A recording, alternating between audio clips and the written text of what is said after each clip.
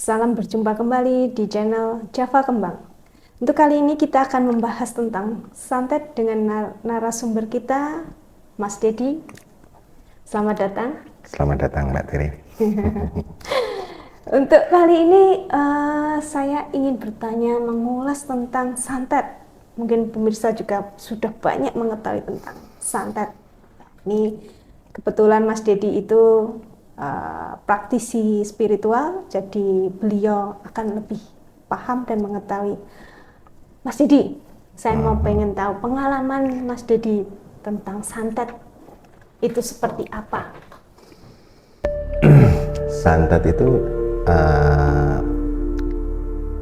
macam-macam ya. Jadi kalau kita secara umum orang bercerita tentang santet begini begitu, ada yang menyakiti, ada yang membunuh, ada yang bisa membuat luka atau seperti apa. Sebenarnya kan pada dasarnya unsur santet itu diawali dari kalau di era zaman penjajahan dulu untuk seperti pos kan itu, mengantar suatu barang menuju tempat yang dituju. Jadi kayak kalau dulu pakai merpati pos kayak gitu. Tapi karena kebutuhan mendesak di era zaman dahulu, akhirnya para pendekar atau para paranormal, para orang-orang pintar di zaman dahulu, para spiritual lebih tepatnya, itu untuk mengirimkan suatu barang itu memerlukan media yang namanya media seperti media. Kalau sekarang santet, kalau dulu media penghantar energi sebenarnya. Kalau Mas Dedi, pengalaman Mas Dedi menangani kasus santet itu seperti apa? Yang masih istilahnya masih terngiang-ngiang sampai sekarang. Dulu ada klien saya yang katanya dikerjain diguna-guna oleh rivalnya sehingga perutnya membesar. Tapi hanya di jam-jam tertentu, biasanya jam sore menjelang maghrib ataupun nanti istilahnya menjelang subuh. Tapi nanti setelah siang atau di luar jam tersebut itu seperti kayak normal lagi kan, seperti itu mendeteksinya. Apakah itu juga termasuk santet? Iya. Media santet itu sebenarnya kan umpamanya ini ada minta bantuan, Mas tolong kerjain si A, ini rival saya ingin dia begini ya, itu akhirnya mengerjakannya sesuai request ya. Tapi tepat dan tidaknya, pas atau enggaknya itu tergantung dari objek itu sendiri. Biasanya ya, menurut pengalaman Mas Dedi, yang datang minta bantuan atau pertolongan itu kasusnya apa? Misal ya, yang kita ketahui biar karena rival mungkin bisnis atau tentang hubungan atau seperti apa? Macam-macam. Yang paling umum itu biasanya orang yang berhubungan struktural pekerjaan, prestasi pekerjaan di suatu perusahaan atau di suatu instansi. Kadang dia tidak puas dengan bahkan temannya sendiri pun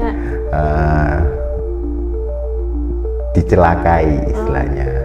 Tapi kebanyakan untuk sampai yang meninggal atau seperti apa itu jarang. Tapi kalau tersakiti, kebanyakan ya tersakiti atau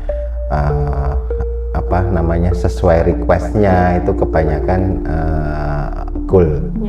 Ini menarik sekali pemirsa.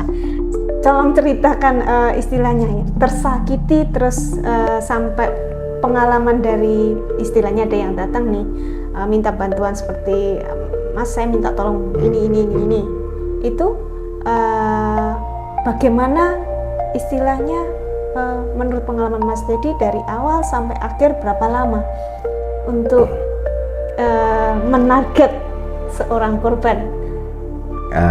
ini pengalaman lama ya sebenarnya. Tolong digarisbawahi, itu sesuatu yang sudah tidak boleh sebenarnya. Target bisa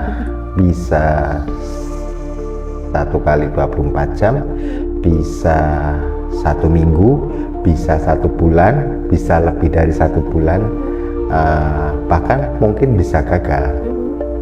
Semua itu unsur itu berhubungan dengan tadi saya bilang targetnya ini dia sudah mawas diri, istilahnya ada lambarannya, ataupun si ibaratnya kayak aku mengerjakannya itu tidak maksimal, masih separuh hati, atau permintaannya kadang mintanya, aku mintanya mas, mintanya tak bunuh. Awal-awal kan mesti seperti itu. Iya. Karena disakiti, karena apa? Besok datang mas, jangan bunuh, disakitin aja, kan seperti itu. Minta yang berubah-ubah lah, itu juga akan mempengaruhi akhirnya kita yang dulu ya, waktu aku mengerjakannya itu juga kayak separuh-separuh aja. Yang selama pengalaman Mas Didi yang berhasil itu berapa lama, terus yang menjadi tadi kan bilang istilahnya target korban kan ini, target korban itu yang mawas diri atau yang dilambari itu seperti apa? Ini tahun berapa ya, 2013 2014. Jadi itu dari Jakarta. Ya waktu itu ada klien meminta untuk rekan kerjanya untuk disakiti karena ngomongan yang tidak terima. Akhirnya saya melakukan itu. Saya rasa dulunya paling cepat, tapi kan saya cuma mintanya untuk mengerjakan hal kayak gitu itu butuh ketenangan, butuh frekuensi tenang yang sangat tenang. Ya, itu tidak bisa saya dapat kan kayak gitu. Ya akhirnya agak keluar dari deadline. Jadi kalau kita berbicara tentang santet itu, tadi saya bilang metode awal santet itu sebenarnya untuk menghantar suatu barang. Bisa istilahnya logistik yang dilakukan oleh para raja-raja dahulu. Berarti kalau dahulunya itu malah namanya santet itu bagus. Menjadi tidak bagus karena disalahgunakan. Sebenarnya dalam dunia ini tuh awal ilmu itu berakar dari bagus, akhirnya disalahgunakan oleh seseorang ataupun kelompok yang akhirnya itu menjadi sesuatu yang tidak bagus. Contoh kayak penemuan pisau, penemuan apapun alat-alat yang berhubungan dengan alat rumah tangga itu membantu, tapi ada kalanya menjadi tidak bagus. Begitu juga ilmu tentang santet ini, karena dulu waktu untuk mengirim logistik dari A ke B, katakanlah kerajaannya ada di Kediri, dia sedang arah ke barat, dibutuhkan yang namanya energi yang bisa tiba-tiba barang itu bisa sampai di logistik yang ada di barat. Kalau lewat darat kan membutuhkan waktu yang lama. Berarti kalau istilahnya ada media ya, tapi sekarang penggunaannya yang disalahgunakan. Ya, banyak kan seperti itu. Terus media untuk santet itu apa saja yang bisa digunakan untuk sekarang ini? Media santet itu boneka pasti. Kalau targetnya, objeknya adalah orang, itu biasanya boneka. Terus jarum, terus beberapa darah dari ayam hitam, ayam cemani, dan dan sebagainya. Itu yang umum sebenarnya. Yang tidak umum itu dia berhubungan dengan langsung dengan apa? Mungkin ini agak membuka, entah percaya atau tidak. Jika memang diperlukan, kalau yang tadi saya sebutkan tentang jarum, boneka itu hanya santet-santet yang standar umum yang dikenal di luar negeri pun dikenal yang santet kudu, kayak gitu. Tapi kalau yang tidak umumnya itu antara sukma dengan sukma. Bisa itu?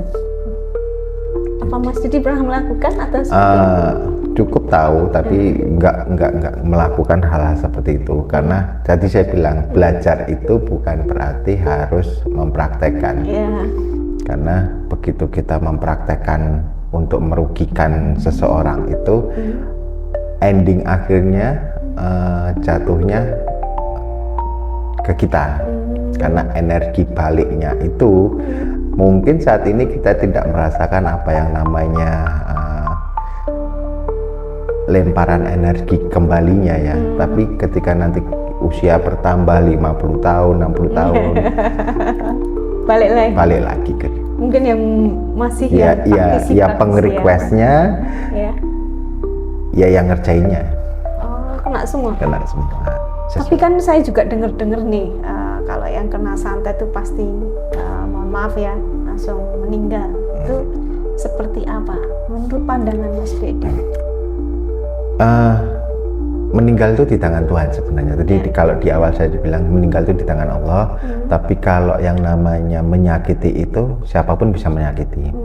Katakanlah takdir kita itu tidak menyakiti, tiba-tiba dalam satu detik saya mempunyai pikiran untuk menyakiti Mbak Tere, pasti terjadi, tapi belum tentu meninggal. Gitu ya. Tapi kebanyakan ya yang saya dengar juga pasti sakit sampai parah.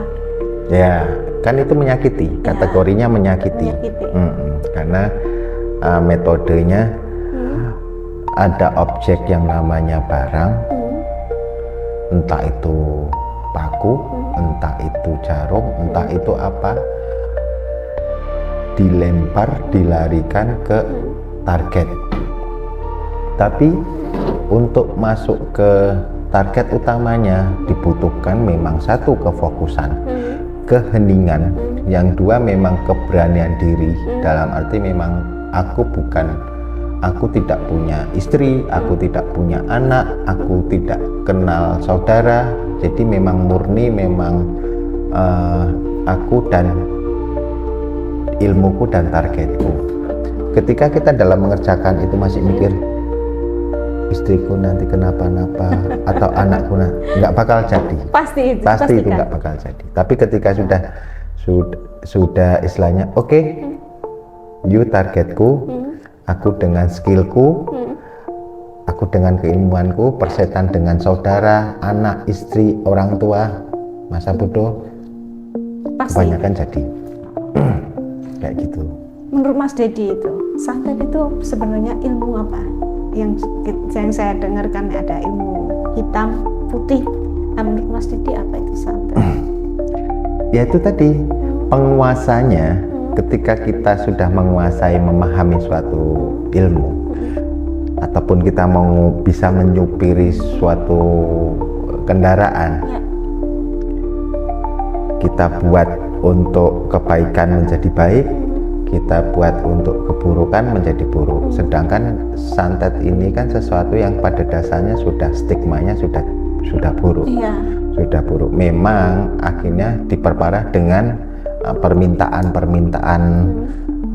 mungkin klien, mungkin orang-orang yang meminta bantuan terhadap orang yang mempunyai atau merasa mampu untuk mengerjakan tersebut. Akhirnya itu menjadi sesuatu yang bisa menjadi budaya lebih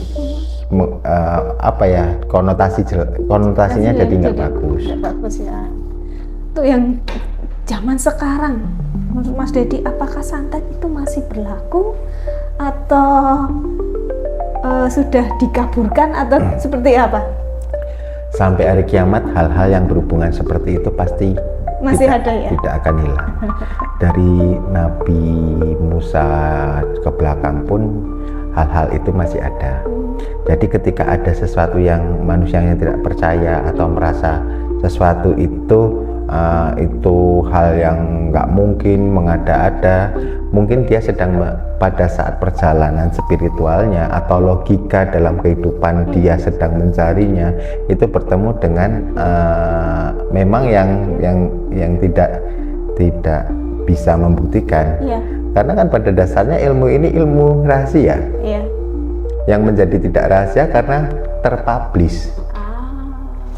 Aku mau membunuh orang, tidak akan bisa terjadi. Iya, pasti. Tapi ketika kita diam, tanpa modus apa-apa, tanpa orang memahami, pasti itu terlaksana.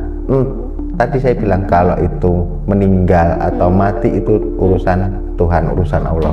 Tapi kalau menyakiti itu pasti. Jadi kalau ada orang bahasanya tak santet kue, itu sama aja tak bunuh kue.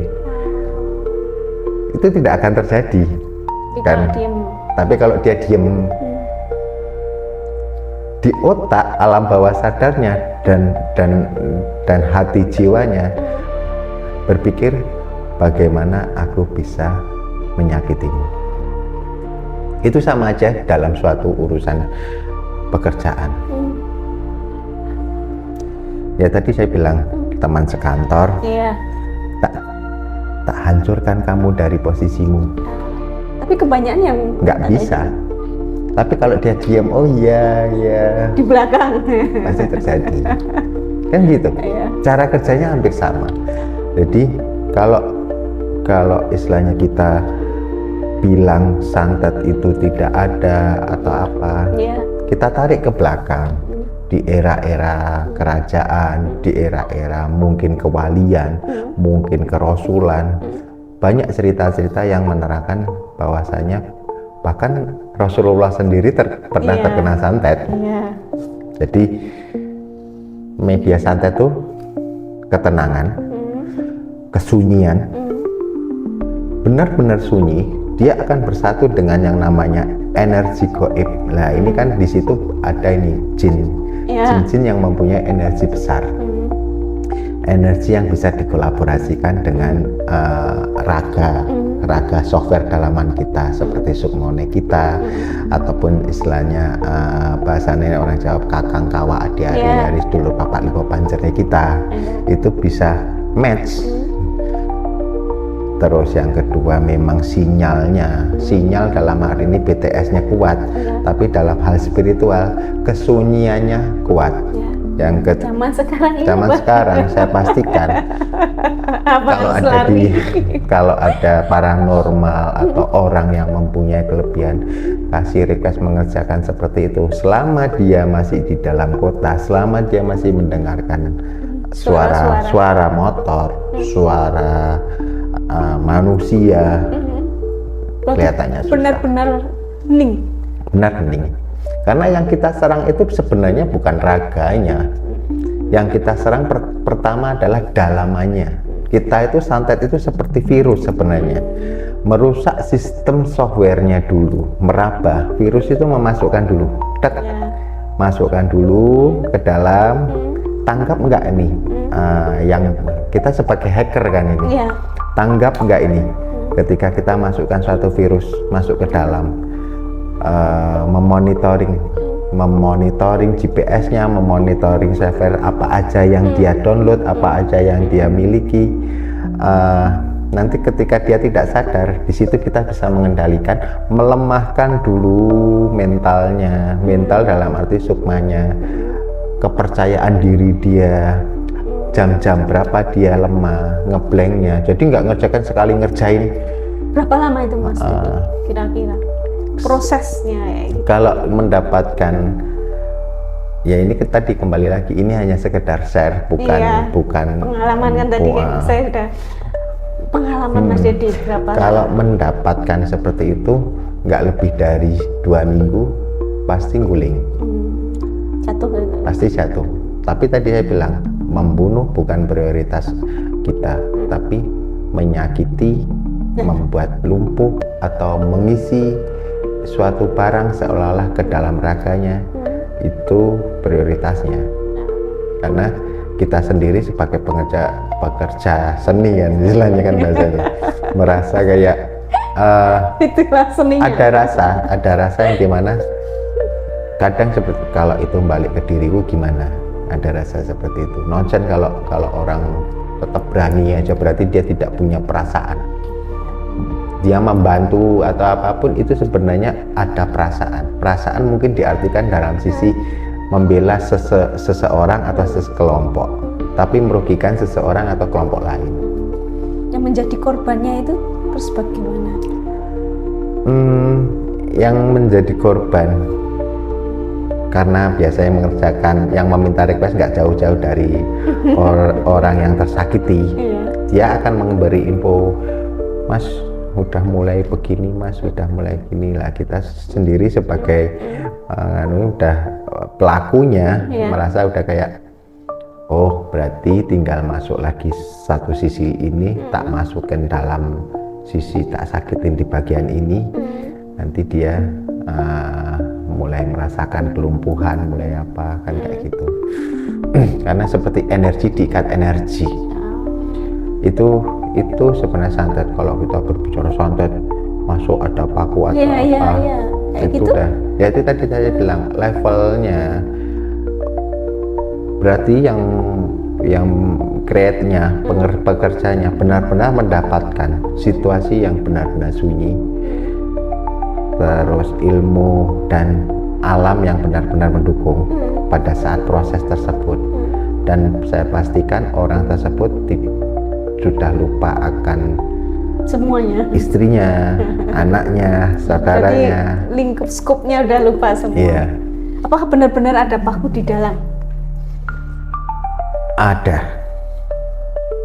Karena sesuatu yang berhubungan dengan tadi, metodenya simpel. Dari dulu diciptakan, bahasanya seperti logistik A pindah ke daerah B. Itu secara benar ya. Dan itu sudah diakui loh, boleh dilihat sejarah zaman kerajaan atau raja, ataupun dalam era-era kerajaan Mataraman, Majapahit dulu sering menggunakan metode seperti itu. Dengan narasumber yang Jadi kalau tahu sejarah juga. sekarang kalau dilarikan ke sini, yaitu itu turunan ilmu kreasi anak bangsa. Saya bilang anak bangsa ya. Jadi orang pintarnya punya anak, punya cucu, punya apa, turun-turunannya mengajarkan sudah benar, tapi akhirnya Di-create ya sama baru ya. kayak gini. Kita anak kita belikan motor, dia kreasi nih sesuai dengan keinginan dia. Kadang diceperin, kadang diganti ini kan seperti itu, tanpa sebenarnya orang tua menginginkan motor seperti bentuk orisinilnya. Ilmu pun seperti itu, hampir sama ya. hampir sama. Kayak gitu. Jadi kalau kita bilang santet itu berguna ketika memang digunakan dengan tepat. Tapi rata-rata untuk sekarang pemahaman definisi santet itu lebih ke arah memang negatif. Sesuatu yang negatif. Belum Jadi ada yang anggap aja itu sekarang kita itu hanya untuk pengetahuan. Siapa yang apa, terus bagaimana cara mengatasinya kan, kayak gitu kan. Tadi kan ya seperti yang korban yang mawas diri atau punya lambaran istilahnya seperti itu. Berarti kan cara kita mengatasi dari serangan santet. Terus sekarang gini ya, santet itu seperti strategi juga kan, karena di eranya dia akan menyerang. Anggap ini saya, ayah ini pekerjanya, dapat request dari kalau dulu klien request saya tidak akan mengerjakan langsung. Saya akan melihat dulu, mempelajari dulu di mana letak kelemahan dia. Nah, cara mempelajari itu bagaimana? Ketika kita juga kan tidak tahu, paling Itu tarik informasi nama, makanya namanya siapa, tanggal lahirnya, ada berapa, kamu tahu nggak, kan kayak gitu, tanggal lahirnya. Ada fotonya, ada fotonya. Ini sama kamu apa? Teman kerja atau apa? Nah, ini rumahnya di mana? Oh, semakin data banyak kita dapat, semakin peluang untuk mengerjakan dan tingkat kesulitannya sedikit berkurang. Ketika kita ambil ini, hari apes dia, entah Selasa, Pon, Minggu Legi, dengan atau wetonnya. apa, kita ambil. Loh, manusia itu kan pasti punya apesnya. Ada hari apesnya. Hari apesnya hari tanggal lahir dia. Makanya ketika hari tanggal lahir dia itu selalu harus mawas diri, tidak boleh bepergian jauh-jauh atau seperti apa. Itu walaupun itu tradisi, tapi kan saya bilang leluhur kita menciptakan ilmu itu. Itu memang ilmu titen, ilmu yang sehari-hari dia melihat. Kalau sekarang tuh surveyornya, pendataan, istilahnya BPS-nya, kan kayak itu, mendata berapa, kan kayak itu bahasanya. Hampir sama. Ya data itu dia tiap hari. Oh, anak ini lahir tanggal segini, di malam ini, di apesnya ternyata memang benar. Nah itu entah siapa yang pasti menciptakan, yang pasti itu leluhur kita. Enggak, untuk mengantisipasi istilahnya biar tidak terkena santet harus seperti apa? Ada yang bilang gini, orang yang susah disantet itu orang yang tertawa. Orang yang susah orang gila. Yang ngapain santet orang gila? Kan gitu. Orang yang susah diguna-guna itu orang yang benar-benar keimanannya kuat, kan seperti itu. Ya tadi saya bilang, orang mengerjakan orang itu sesuatu itu berhubungan dengan innamal a'malu binniyat. Ketika kita memang niat ingin menyakitinya, entah mau jadi sehari semalam, entah mau jadi seminggu, entah mau jadi sebulan, entah mau jadi sampai kapanpun, kalau sudah niat pasti bisa ya? Pasti bisa. Meskipun itu karena akan dapat titik lemahnya. Tapi kalau kita cuma ini ada orang baru datang minta bantuan, terus gini, terus ya akhirnya nanti besok ada lagi yang datang, kacau kan, nggak fokus di pengerjaannya, ya separuh kayak gitu. Jadi pada poinnya memang mawas diri, tetap dalam yang susah.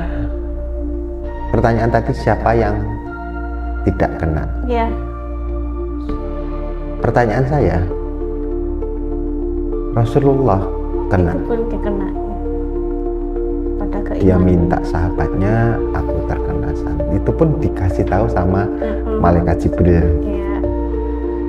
Ternyata disembunyikan di dasar sumur. Di dasar sumur. Kan gitu ceritanya. Itu bukan cerita fiktif ya. Ya. Jadi istilahnya kak bahasanya. Berarti orang yang beriman pun juga bisa kena. Siapa yang tidak bisa kena? Istilahnya pertanyaannya. Orang yang lebih ke arah bukan tertawa, tapi lebih ke arah dia memasrahkan. Aku kena nggak apa-apa, tapi aku pasrahkan semua sama Tuhan. Sama seperti kita jalan ke bepergian, udah safe ini, udah bismillahirrahmanirrahim. Kalau nggak nabrak ya ditabrak. Tapi kalau kita berangkat, ya Allah, aku pasrahkan semua perjalananku ini, aku hanya meminta keselamatan di dunia.